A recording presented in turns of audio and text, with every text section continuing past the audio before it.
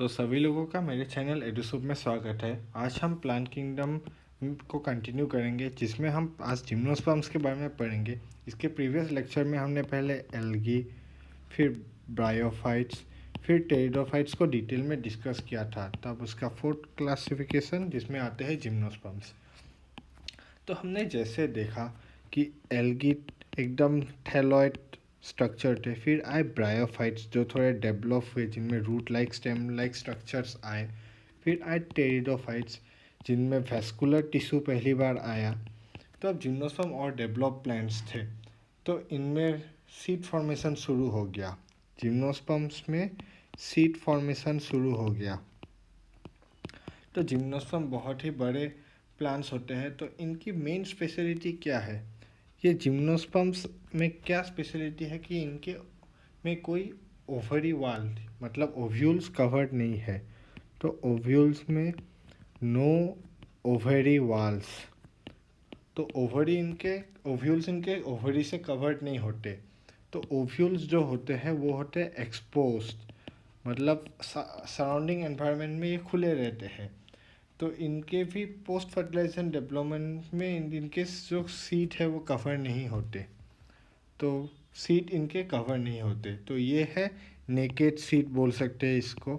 तो ये बहुत ही कैरेक्टरिस्टिक है जिम्नोस्पर्म में। तो इसी के साथ हम बात करते हैं। जिम्नोस्पर्म में जनरली मीडियम से बहुत बड़े बड़े साइज़ के प्लांट्स आते हैं, जिनमें एक ट्री बहुत फेमस है, सिकुइया। क्या नाम है उस पेड़ का? सिकुइया। स्पेलिंग है सिकुइया। सिकुइया जो है, इसके क्यों इतना फेमस एक जिम्नोस्पर्म है? क्योंकि one of the tallest species पेड़ की है। One of the tallest tree species, पेड़ की सबसे बड़ी स्पीसीज में से ये एक होते हैं, जो 100 मीटर से भी बड़े बड़े साइज़ के यहाँ पेड़ होते हैं, सिकुइया। फिर जिम्नोस्पर्म का और एक कैरेक्टरिस्टिक है, इनमें टैप रूट मिलता है। अब टैप रूट कौन से रूट होते हैं? समझिए ये प्लांट है हमारा, इसका स्टेम है, ये ग्राउंड है। तो स्टेम से जो रेडिकल निकलेगा, जो सीड से रेडिकल निकलता है, जो प्लूम्यूल होता है वो अब ऊपर जाके स्टेम बनाता है, रेडिकल नीचे जाके रूट बनाता है। जो रेडिकल एकदम एक मेन ब्रांच सीधा उसके नीचे आएगा, और इसी ब्रांच से छोटे छोटे स्मॉलर ब्रांच निकलेंगे जो डिवाइड होंगे। तो जो ये में है, ये प्राइमरी रूट है, इससे निकलने वाले सेकेंडरी रूट, और सेकेंडरी रूट से डिवीज़न करने वाले टर्शियरी रूट। तो ऐसे रूट्स को हम बोलते हैं टैप रूट। ये पाया जाता है जिम्नोस्पर्म्स में। इसके बारे में हम मॉर्फोलॉजी में भी डिस्कस करते हैं। तो इनमें टैप रूट मिलता है। फिर और एक इम्पॉर्टेंट बात है कि जैसे पाइनस जैसे पौधों में, पेड़ में, इनमें क्या होता है, माइकोराइजा कनेक्शन होता है।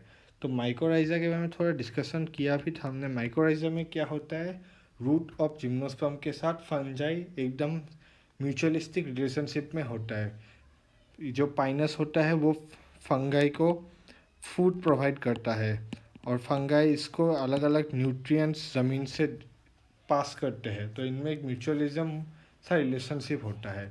लेकिन ये पाइनस का बात हो गया। लेकिन साइकस में क्या होता है? साइकस में क्या बोलते हैं, साइनोबैक्टीरिया होते हैं, इनमें फंगाई नहीं होते। तो इनमें नाइट्रोजन फिक्सिंग साइनोबैक्टीरिया के साथ इनका म्यूचुअलिस्टिक रिलेशनशिप होता है। तो सेम ही है, इनमें फंजाई होते हैं, इनमें साइनोबैक्टीरिया होते हैं। और इसी वजह से इनको एक स्पेशल इनके रूट्स का नाम पड़ा है, साइकस से ही नाम पड़ा है, कोरेलॉइड रूट्स। Coralloid roots. तो इसमें माइकोराइजा होता है स्पाइनस में, और साइकस में कोरेलॉइड रूट्स होते हैं। तो इतनी बात हो गई। अब रूट की बात कर ली, तो स्टेम जो होता है, स्टेम या तो ब्रांच्ड हो सकता है या अनब्रांच्ड हो सकता है। तो ब्रांच स्टेम के लिए आप दो स्पीसीज को याद रखिए, पाइनस और सेड्रस। तो इन दोनों में ब्रांच स्टेम होता है, लेकिन अनब्रांच होता है साइकस में। तो इतना डेफिनेशन हो गया। अब जिम्नोस्पर्म की एक बहुत स्पेशलिटी है कि जिम्नोस्पर्म जनरली वह परमाफ्रोस्ट एरिया में भी बहुत ज़्यादा पाए जाते हैं, जहाँ ठंड वगैरह हो। तो ऐसा क्यों होता है? क्योंकि ये बहुत उन तरह के कंडीशंस में सर्वाइव कैसे कर पाते हैं, क्योंकि ये जनरली इनका नीडल शेप्ड होता है। वहाँ पाए जाने वाले जिम्नोस्पर्म एकदम नीडल शेप का ये स्ट्रक्चर होता है। आपने पेड़ में भी देखा होगा वहाँ के, कुछ एकदम अलग तरीके का उनका शेप होता है नॉर्मल प्लांट से। तो उनमें नीडल लाइक लीप्स होते हैं। तो नीडल लाइक लीप्स होते हैं। तो इसके साथ ही जिससे ये सरफेस एरिया कम जाए और ज़्यादा कम वाटर लॉस ये सब हो। फिर इनमें थिक क्यूटिकल होता है।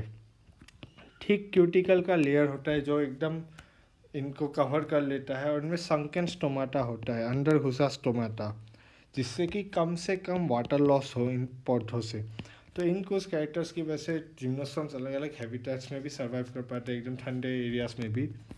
तो जिम्नोस्पर्म का आप लाइफ साइकिल जो होता है, जिम्नोस्पर्म तो हेट्रोस्पोरस प्लांट्स ही हो जाते हैं जनरली। जो हमने टेरिडोफाइट्स में पढ़ा था, सेलाजिनेला और सेल्विनिया में पहली बार हेट्रोस्पोरस नेचर आया, तो वो ही जिम्नोस्पर्म में कंटिन्यू होता है। और जिम्नोस्पर्म और एंजियोस्पर्म दोनों ही हेट्रोस्पोरस होते हैं, मतलब इनमें एक मेल गैमिट बनेगा, एक फीमेल गैमिट, या मेल स्पोर और फीमेल स्पोर।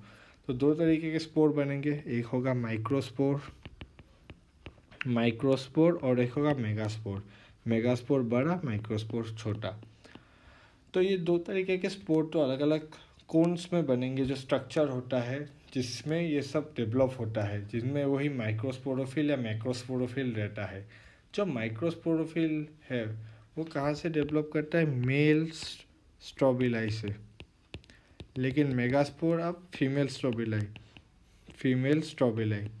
तो इन दोनों से दो अलग अलग तरीके के स्पोर्स निकलते हैं। और एक इम्पॉर्टेंट बात याद रखिएगा, जिम्नोस्पर्म्स से जो गैमिट्स होते हैं वो हाईली रिड्यूस्ड होते हैं। तो एकदम हाईली रिड्यूस्ड गैमिट्स होते हैं, जैसे अभी एकदम कम, जैसे हमने अभी देखा था ब्रायोफाइट्स में बहुत सारे मेल गैमिट्स सीधा पानी में डिस्पर्स हो जाते हैं ताकि फीमेल गैमिट्स तक पहुँचे। लेकिन जिम्नोस्पर्म में उसका अमाउंट थोड़ा कम होता है और एकदम हाईली रिड्यूस स्ट्रक्चर बनाता है, तो लेस सेल्स होते हैं और हाईली रिड्यूस्ड होते हैं। इसी स्ट्रक्चर को हम क्या बोल सकते हैं, पोलन ग्रेन बोल सकते हैं। पोलन ग्रेन के बारे में एंजियोस्पर्म में भी डिस्कशन होता है। तो पोलन ग्रेन की शुरुआत जिम्नोस्पर्म से हुई। तो वैसे ही फीमेल में भी कम होते हैं, एक ही ओव्यूल होता है या एक दो ओव्यूल ही होते हैं, ज़्यादा नहीं होते। तो अभी दो केस आते हैं, या तो ऐसे प्लांट्स जिनमें दोनों मेल और फीमेल जो स्ट्रोबिलाई है वो सेम पेड़ पर ही हो जाए। तो मेल एंड फीमेल जो है ऑन सेम ट्री या प्लांट लिख देते हैं, सेम प्लांट हो सकते हैं male and female on other plants, मतलब अदर नहीं, ऑन डिफरेंट प्लांट्स लिख सकते हैं, ऑन डिफरेंट प्लांट्स। मतलब एक ही पेड़ में अगर दोनों मेल और फीमेल हो तो वो बाइसेक्सुअल हो जाएगा। तो उसका एग्जाम्पल क्या आता है, पाइनस। लेकिन अगर डिफरेंट डिफरेंट प्लांट्स में एक मेल प्लांट एक फीमेल प्लांट हो तब वो यूनिसेक्सुअल हो जाएगा केस, डायोसियस हो जाएगा। तो वो किस में पाया जाता है, साइकस में पाया जाता है। तो साइकस डायोसियस होता है और पाइनस मोनोसियस होता है, ये आप याद रखिएगा। फिर मोनोसियस किसमें ओव्यूल किससे डेवलप होता है, तो न्यूसेलस जैसे एंजियोस्पर्म में होता है। ये सब नॉर्मल चीज़ें हैं। तो एक मेगास्पोर से बाद में आर्किगोनिया बनता है, फिर वहाँ से गैमेट्स बनते हैं, बाकी प्रोसेस सेम ही होता है इनमें लगभग। लेकिन एक चीज़ बहुत इम्पोर्टेंट है जो मैंने अभी बोली भी थी, कि इनमें मेल एंड फीमेल, ये मेल को डिनोट करता है, ये फीमेल को डिनोट करता है। मेल एंड फीमेल गैमिटोफाइट जो होता है, जैसे अभी तक क्या था, मेल और फीमेल गैमिटोफाइट एक इंडिपेंडेंट स्ट्रक्चर था। ब्रायोफाइट या टेरिडोफाइट में वो इंडिपेंडेंट स्ट्रक्चर था, वो अपने से रहता था। लेकिन ये जिम्नोस्पर्म और एंजियोस्पर्म में, जिम्नो एंड एंजियो में इनका कोई इंडिपेंडेंट एग्जिस्टेंस नहीं होता। नो इंडिपेंडेंट एग्जिस्टेंस, ये खुद अपने दम पर ये एग्जिस्ट नहीं कर सकते, ये डिपेंडेंट होते हैं स्पोरोफाइट पर। तो इसी वजह से ये हाईली रिड्यूस स्ट्रक्चर भी हो जाते हैं, और ये ज़्यादातर ये मतलब डिपेंड ही कर जाते हैं स्पोरोफाइट पर।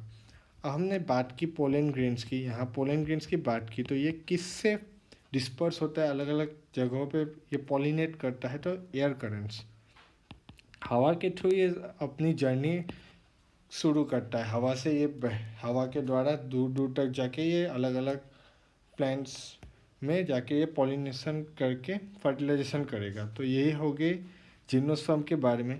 फिर पॉलिनेशन के बाद जब फर्टिलाइजेशन हो जाता है तो इनमें जो सीड बनते हैं, अभी हमने बात किया, इसका जिक्र भी किया, तो उन सीड में कोई कवर, नो कवर होता है, ये एकदम नेकेड सीड बनते हैं।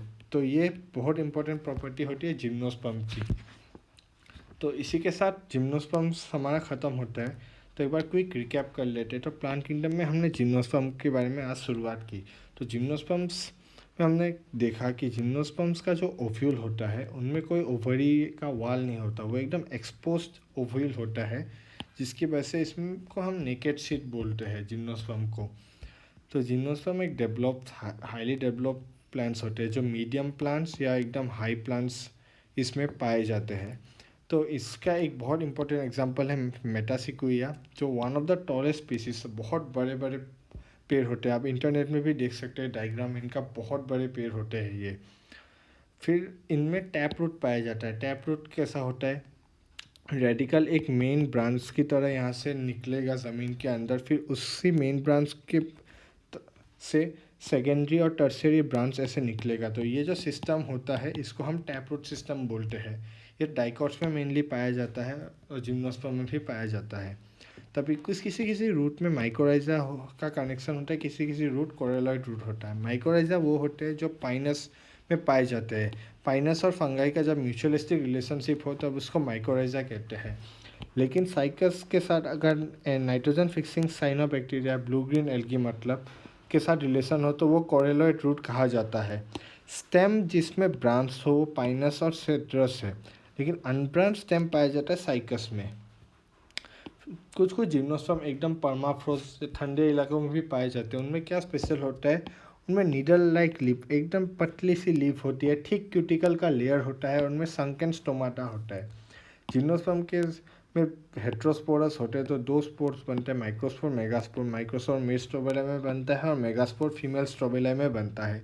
Microspore of highly reduce structure जिसमें लेस सेल होता है, जिसको हम पोलन ग्रेन बोलते हैं, जो एयर करेंट्स के थ्रू पॉलिनेट करता है। फिर अगर ये दोनों मेल और फीमेल स्ट्रक्चर सेम प्लांट में हो जाए तो ये मोनोसियस प्लांट हो जाते हैं, जो पाइनस हो जाता है। लेकिन अगर डिफरेंट प्लांट्स में अगर ग्रो करे तो ये डायोसियस प्लांट हो जाता है, जो एग्जांपल है साइकस। मेल और फीमेल गैमेटोफाइट जिम्नोस्पर्म का हाईली रिड्यूस स्ट्रक्चर होता है, एंजियोस्पर्म का भी, जिनका कोई इंडिपेंडेंट एग्जिस्टेंस नहीं होता, जो स्पोरोफाइट पर ही डिपेंड करते हैं। तो ये होता है जिम्नोस्पर्म और एंजियोस्पर्म में। लेकिन ब्रायोफाइट और टेरिडोफाइट में जनरली गैमेटोफाइट ही ज़्यादातर इंडिपेंडेंट होता है। स्पोरोफाइट तो क्या बोलते हैं, ब्रायोफाइट्स का स्पोरोफाइट जो है वो तो पैरासाइट है गैमेटोफाइट के ऊपर, लेकिन टेरिडोफाइट्स का दोनों गैमेटोफाइट और स्पोरोफाइट इंडिपेंडेंट होते हैं। और जब फर्टिलाइजेशन हो जाएगा और सीड फॉर्मेशन होगा तो सीड में कोई कवरिंग नहीं होगा, क्योंकि इनमें कोई कवर नहीं है तो इन्हें हम नेकेड सीड भी बोलते हैं। तो जिम्नोस्पर्म के बारे में हमने पूरा पढ़ लिया। तो आज के वीडियो के लिए इतना ही। अगर वीडियो को अच्छा लगे तो आप इसको लाइक करें, चैनल को सब्सक्राइब करें, और हो सकता है जितना हो सके इस वीडियो को शेयर कीजिए ताकि ज़्यादा लोग तक ये नॉलेज बढ़ सके। तो आज के वीडियो के लिए इतना ही। नेक्स्ट लेक्चर में हम एंजियोस्पर्म्स के बारे में छोटा सा डिस्क्रिप्शन है उसको हम पढ़ लेंगे। फिर हम क्या बोलते हैं प्लांट लाइफ साइकिल के बारे में हम पढ़ लेंगे और ये चैप्टर हमारा ख़त्म हो जाएगा। तो थैंक यू।